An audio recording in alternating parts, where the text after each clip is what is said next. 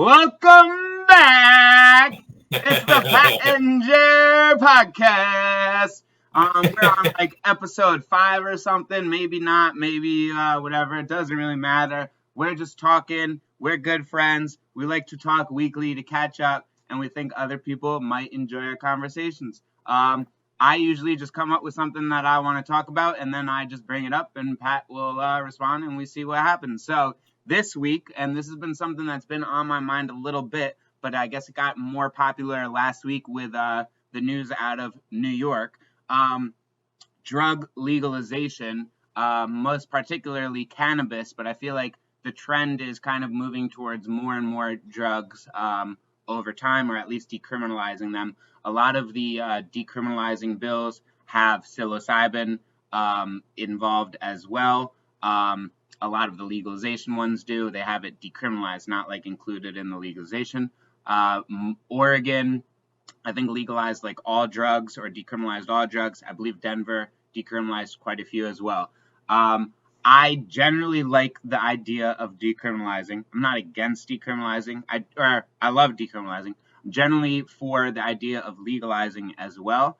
But I'm not gonna lie, I'm a little annoyed of how it's being done for a couple of reasons. So, of all the policies that I've heard, New York actually has one of the better ones that I've liked. You can grow your own, which I think is a huge aspect of it. To say something's legalized but you can't grow it doesn't make sense to me at all.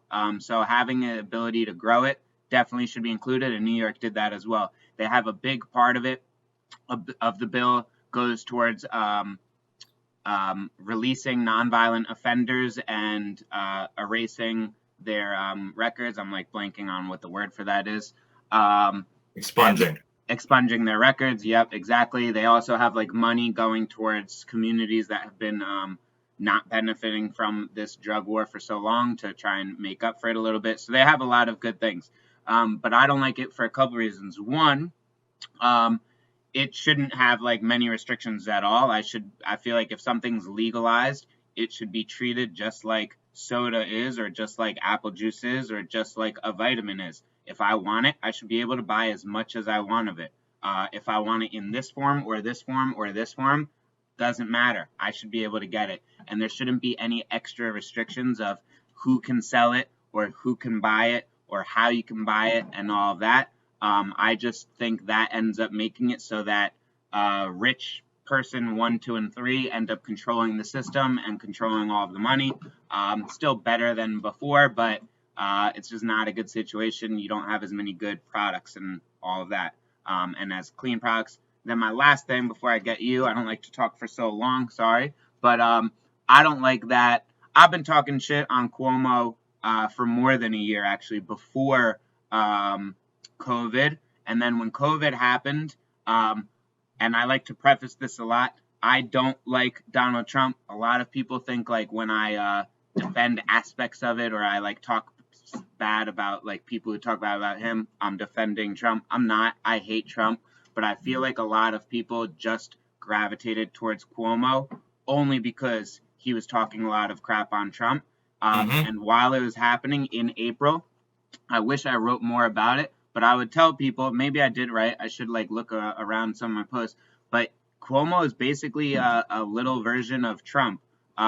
He is a bully and a womanizer. Maybe not as bad as Trump. It's hard to be as bad as Trump. But he's a bully and a womanizer, and he was just loud in his complaints to Trump, and people just like forgot about his father's fraud, which he's not part of, but you got to be cognizant of people in his family who commit fraud, and his potential like frauds, and now that he's a womanizer.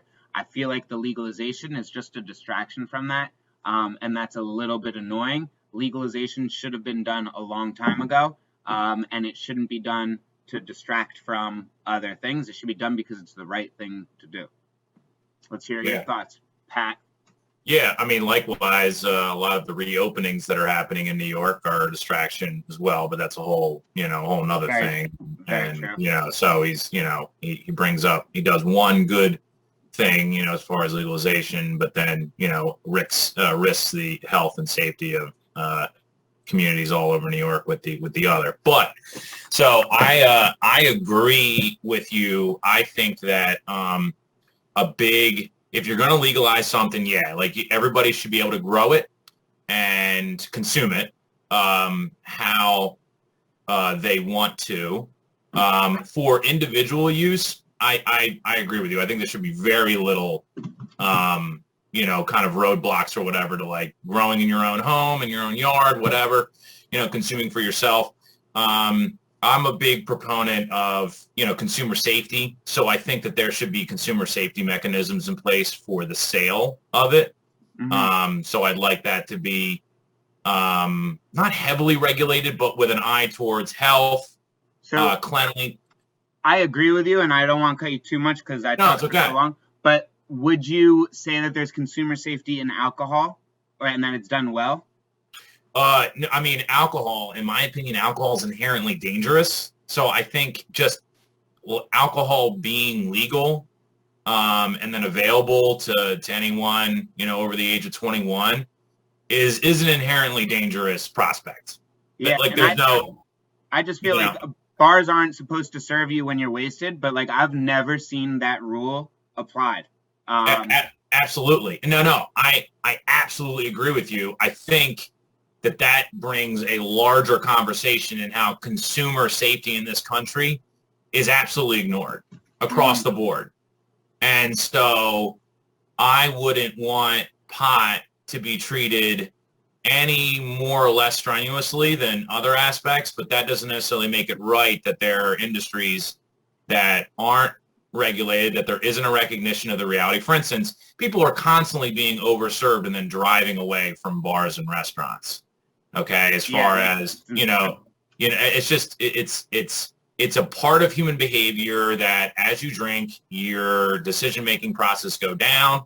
As far as impulse control, the ability to critically think, depth perception, reaction time, everything, and so it's the government's role to protect people, sometimes from themselves and from others, and so. Likewise, I think that we need to be careful that, if we do legalize pot, that it's healthy pot. I just want it to be good pot. You know what I mean? And that's not to say that the government could come into your home and be like, you're not growing that right. I think that a person's body is sacrosanct, that the government shouldn't be telling you what's putting in, what you're putting into your body. But as far as selling it to other people, there does need to be some protections for us. Well, I agree, but then the interesting thing though is I don't know if the government is the one who knows what is good or what's best. So in some states, there's a limit on your THC content. You can't have more than 10% THC because they think that's what's safe for consumers. THC content is not going to be a safety factor for consumers. What would be more of a consumer for me, what I'd be interested to know or I think is important is was it grown organically with pesticides? Absolutely. Was it whatever, things of that nature? Having it limited on how potent it is not something that I think is keeping me safer. So you bring up a really good point. That I think that oftentimes the government, especially when it comes to things that they inherently do not understand as a population, and I'm talking specifically about legislators who are oftentimes derived from the legal profession. And so, lawyers are a highly specialized profession. And so the areas in which they don't understand things or where they lack knowledge are broad. It's vast.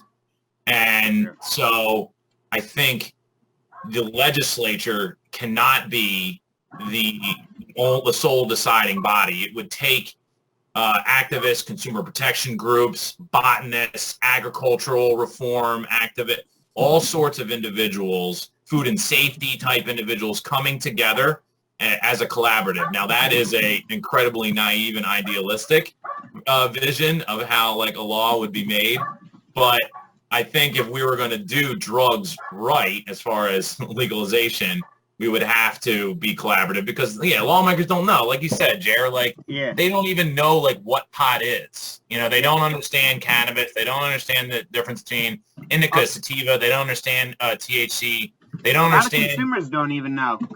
There was recently a viral video in, like, the pot community. I don't agree with this girl, but at the same time, I do understand what she was saying. She's a dispensary worker, and she said consumers always come in and they go, give me the pot that's the highest THC. I want the best pot. I want the strongest pot. And what she says it in like a snobby way, though. It's like, hey, that's not really what you should do. She's like, a lot of what affects you, especially medicinally, if you're not just trying to get a high, but you're trying to like heal some things, is the terpene profile. The only one I can think off the top of my head is like limonene or whatever. But if there's this terpene and that terpene and this terpene, those will help you sleep. And if there's this terpene profile, it'll help you with pain management. This terpene will whatever. Where THC is important, you feel that a lot, and I think that's why people like want the THC. But the other terpenes are important for how they affect you.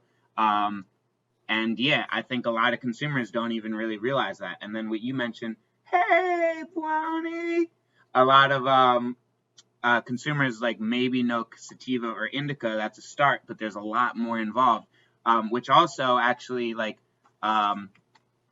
brings me a little bit to like, so I want legalization, or I just want it to be like a little bit more open, but that I do actually think there is a need for like the FDA or whatever body it would be to kind of give structure to the naming. Right now, you have Cryptocrack-Chronolite, OG Kush, Platinum, whatever, the cookies, the V's, and you have, like that sour might be indica dominant, or a Kush might be indica dominant, or whatever it might be.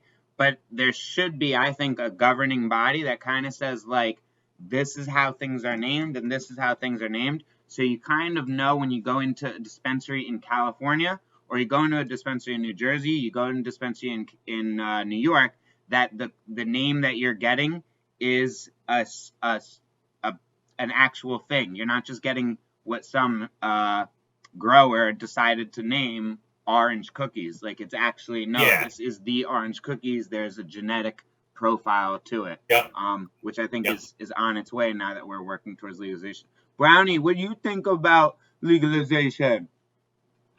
What do you think, Brownie? She is so cute. What a good little girl. What do you think?